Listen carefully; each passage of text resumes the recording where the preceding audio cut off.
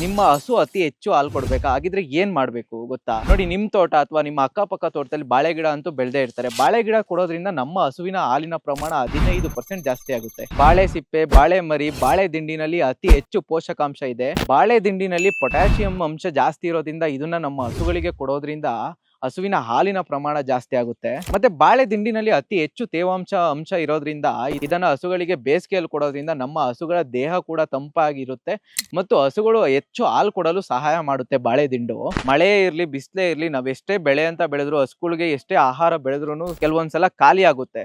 So ಆ ಸಮಯದಲ್ಲಿ ನಮ್ಮ ತೋಟದಲ್ಲೇ ಬೆಳೆದಿರ್ತಕ್ಕಂತಹ ಎಷ್ಟೋ ಗಿಡಗಳಿಂದ ನಾವು ಅದನ್ನ ಆಹಾರ ರೂಪದಲ್ಲಿ ನಮ್ಮ ಹಸುಗಳಿಗೆ, ಜಾನುವಾರುಗಳಿಗೆ ಅದನ್ನ ಕೊಡ್ಬೋದು. ಅದ್ರಲ್ಲಿ ಬಾಳೆ ಗಿಡನೂ ಕೂಡ ಒಂದು. ಇನ್ನು ಕೆಲ ರೈತರ ಪ್ರಶ್ನೆ ಏನು ಅಂದ್ರೆ, ನೋಡಿ, ಹಸುಗೆ ಬಾಳೆ ದಿಂಡು ಕೊಡೋದ್ರಿಂದ ಗರ್ಭ ನಿಲ್ಲಲ್ಲ, ಗರ್ಭಪಾತ ಆಗುತ್ತೆ ಅಂತ. ನೋಡಿ, ಅತಿ ಆದ್ರೆ ಅಮೃತ ಕೂಡ ವಿಷ ಆಗುತ್ತೆ ಅಂತ ನಮ್ಮ ದೊಡ್ಡವರು ಹೇಳಿದ್ದಾರೆ.